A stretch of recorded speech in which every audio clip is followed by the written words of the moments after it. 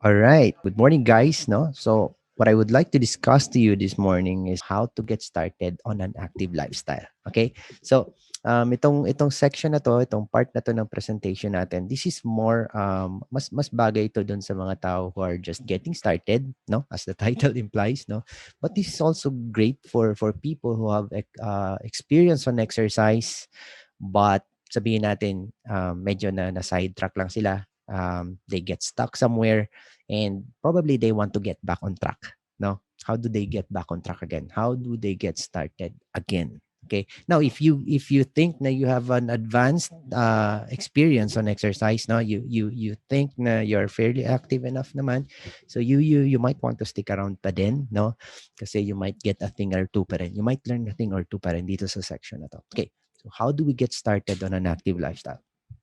Okay, most of the time we want to we yearn for the best. No, we yearn for the highest level of physical activity, or probably the highest level of healthy food, no, when we think about improving our health. But kung naalala nyo yung sinasabi ko about nutrition, you don't have to go on and jump towards yung mga healthy salads and probably mga grilled chickens and fish, no, hindi naman ganon. Start from where you are right now. Nasan ka ba, no? Kung ang nutrition mo is more on you order from the restaurants, that's okay, no? Ordering from restaurants or from fast food, there's always a way to make it better naman, no? And that goes the same then when getting started on a healthy active lifestyle, no? So kung nakikita nyo dito itong diagram na to, this is what we call, this is a dial actually, no? It's a dial, no? And makikita nyo yung level of activities, level of movements dito involves physical activities that aren't even considered as exercise, no? As structured movement, no? So, for example, yung number one, yung sabi dito is park your car farther away, no? From your office so you can walk more. Di ba, no?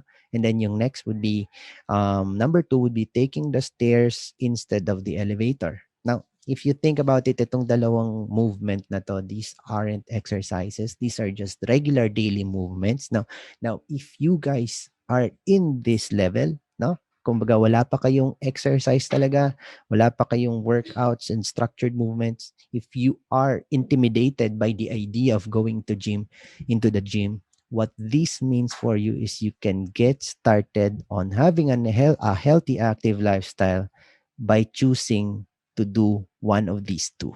No, ngayon itong examples na to, no, parking your car a little bit farther from your office building, no, and yung taking the stairs, no, these are just examples, but there are a lot more, no. Marami pang regular movements that can be part of your active lifestyle, no. You just have to recognize that any movement, as long as you're breaking your sedentary lifestyle, no, will be beneficial. Okay, so simulan natin doon. So let's say you can get started on parking your car farther from your office building, no? If it would benefit you every day, then that's good. Okay, the number two, again, taking the stairs, no, instead of the elevator. Pero syempre, kung sobrang taas naman ng office building mo, you can probably, just siguro you can choose the elevator and stop at a level wherein meron ka pa ring chance to take the stairs, no? And then number three, this is where you start to introduce a structured movement, no? Pero you don't overwhelm yourselves, no? Just start by 5 to 10 minutes workout next to your bed in the morning when you wake up, no? So parang this will give you giving your workout routine a definite time or duration will allow you to focus on other things pa, no? Kumbaga, kung magsaset ka ng 5 to 10 minutes for your workouts, meron ka nang na-achieve in your day, and you still get a lot of time to focus on your other things because, real life involves a lot of real things. Di ba, no? Ayun. So, if nagsisimula ka pa lang, you don't have to work out for 1 hour, 2 hours, no? In fact, you probably don't need to work out that much para magkaroon ka ng benefit. Okay? So number four, on top of having let's say a 5 to 10 minute workout every day when you wake up, you can probably add a 30-minute leisure or purposeful walking. Okay, so when I say leisure walking, and you can probably walk your dog, you can probably walk with your kids, no, just stroll around the block, of course, following the safety protocols. No, you can wear your mask and all. Pero what I'm trying to say here is, while you're getting started on an active lifestyle, you're also enjoying yourself, and you're also getting the chance to restore your mental health. Di ba, no? So, napaganto nun, you enjoy the outdoors, no? Now, sa number 5, this is where we get started on, yun na, yung medyo mas advanced na ng konti ng purposeful movement. Okay? So, leisure, when I say leisure, again, medyo, ano lang siya, chill lang, medyo for fun, for mental health, no? When we say purposeful naman, this is where you recognize the purpose of your workouts. No? So, what is it? So, kung na-mention ko kanina, meron tayong cardio. This is to strengthen your heart, no? It increases yung heart rate. And there are a lot of other benefits then when we're doing cardio. We burn fats, no? And then we also improve our level of movement, no? The more that we practice certain types of movements, the more that we get better at doing it, no? So when we say purposeful, this is very important. Now, when considering an exercise, of course, we want to lose weight. We want to burn fats, but there are a lot of other benefits that we can get from movement aside from that. No, so where I'm coming from is, a lot of people just consider exercise to burn the fats, to lose weight, and for most people, nagiging negative yung awareness nila when it comes to exercise. Parang they just use that to compensate for something. Let's say, for example, they accidentally or intentionally nagkaroon sila ng cheat day, so they exercise more kasi nga they compensate for something that they think na exercise is the solution. But if you try to change that perspective into thinking, or thinking about, or considering your workouts as having purpose beyond those things. Now, so ano ba yun? Ano ba itong mga purpose na to? Number one, when you're lifting weights, of course, ang purpose nun is not really to burn fats, but to strengthen your muscles or to build more muscle mass. No? And then, yung effect ng losing fats and losing weights, it's just the benefit of that. No? So, ano yung pinaka-purpose dito? The purpose is to make you strong. The purpose is to protect your bones, no, for healthy aging. As you age, if you have a healthy muscle mass, no, the more na mas mapoprotektahan din yung bones mo. So as you age, you become stronger. No? So these are just examples of the purpose of workouts that you can consider beyond just the fat loss, weight loss, and to correct your guilt from your cheat days. Okay, so having a 30 to 45 minutes purposeful home workout, no, dito sa level 5. And then sa level 6, no, sa level 6, this is where you incorporate yung leisure and yung purposeful movement into an activity that is a little bit parang mas grand, no, like hiking, no, and then yung cycling, and then probably jogging outdoors. Now, mas purposeful na yun compared dun sa mga na-mention natin at level 4, wherein you walk your dog or you just stroll around the park listening to good music. No? So dito, leisure din, pwede siyang leisure and pwede siyang purposeful, pero mas a little bit greater in intensity. No? So what I like about this dial, no, is it shows us na yung regular movements would still benefit us, no? Yung structured workouts, no, of course benefits us, but you have to have a real purpose for doing that, not just for punishing yourself, no? Because exercise and movement isn't just for for losing fats. Exercise and movement have a lot of benefits on top of that. Okay, now yung last, of course, yung number 7, this is where kapag you're super self-driven na, and you really want you have a goal beyond just improving your health and getting started on an active lifestyle. This is where you engage in a more intensive workouts na in the gym. You get a coach to or probably you're working on yourself because you want to build a physique that's for a competition, no? Or let's say you're a celebrity and you are required to build a certain type of physique for a certain, showbiz project. No, so ang nagustuhan ko dito, again, this is you can treat this diagram as some sort of a dial, no? It's a dial wherein the level of intensity of your workout, no? Um, pwede kang dagdagan mo yung intensity for a bit, no? And then you can also go back down, no? For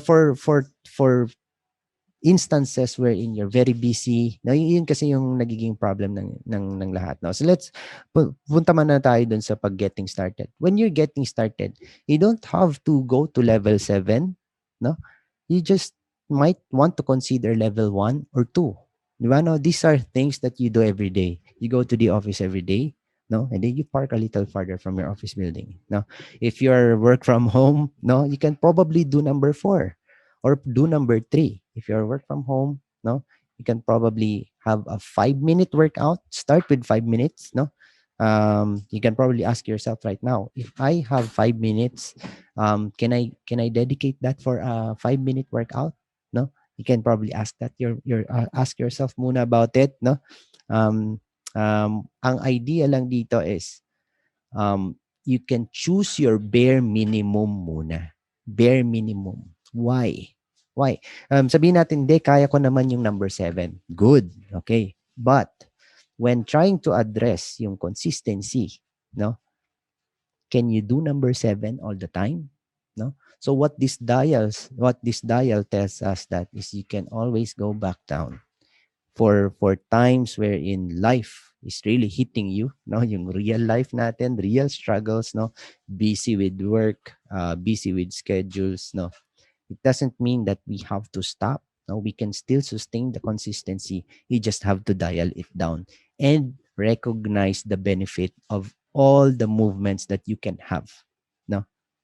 Like I said, yung all or nothing mentality will not help us. Yung, hindi kasi ako nakaka-gym, so wala na akong exercise. But if you just have to recognize that your 5-minute break from your Zoom session every day, pupunta ka sa kitchen mo to get water because you have to hydrate yourself, no? That's movement, no? Yung 20 minutes that you spend for rearranging your plants because you've grown to love plants during the pandemic, that's home gardening. That's also movement. No, the 5 hours that you spend on baking cakes and pastries because you've found a new business during the pandemic, that's also movement. Any chores is movement. If you love spending 15 to 20 minutes taking a video of yourself para may ma-post ka sa TikTok and you dance a lot, that's also movement. Okay?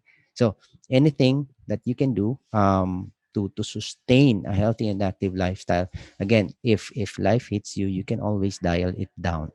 If things are at the best circumstance, ay kung yung situation mo nasa highest level of opportunity ka to have a structured workout, then you can probably dial up, no? 5, number 6, number 7.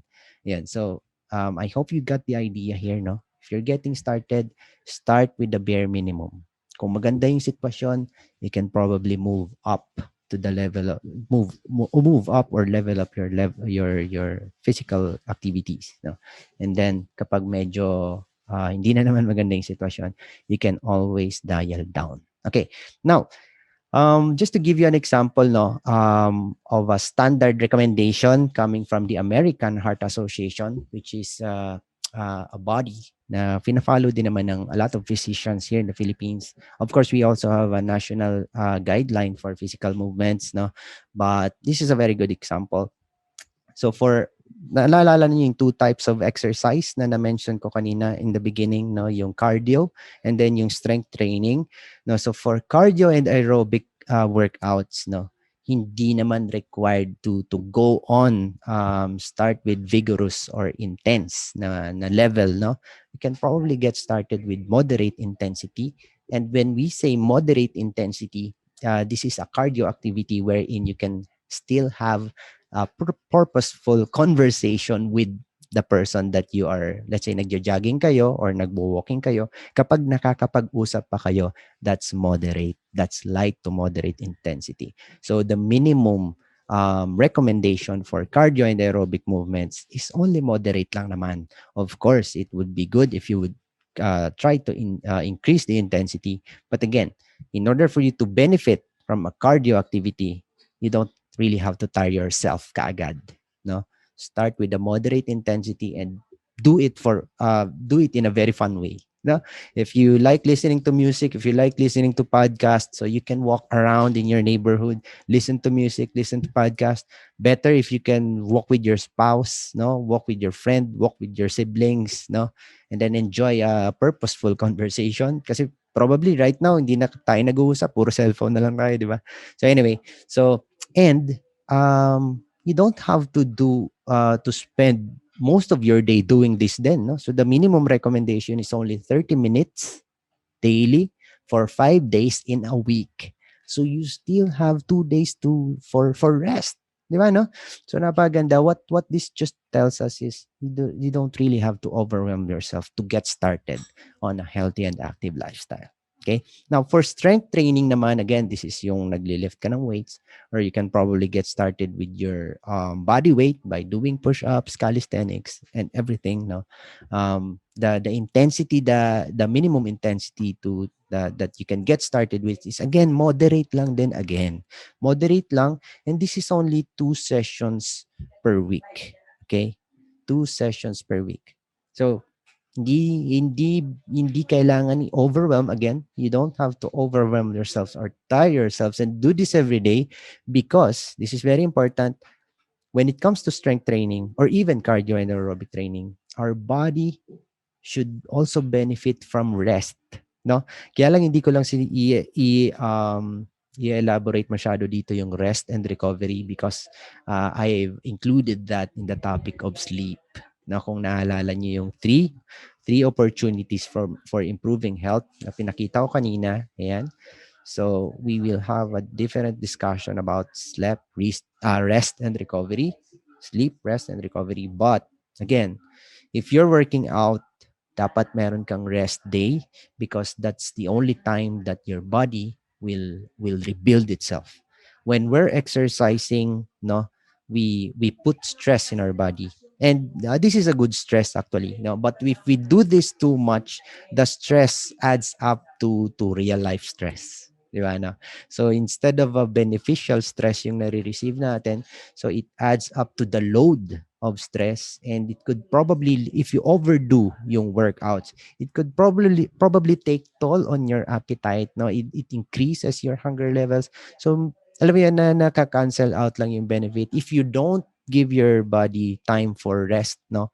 So lagi mo lang binibreak down yung tissues ng muscles mo, yung cells mo na you use up from increased metabolism, no, yung calorie burning and all.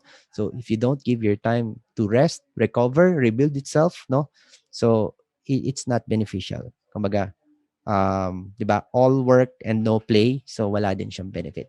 Okay, so ang pinaka idea dito sa workouts, no, this is where I'll end the session.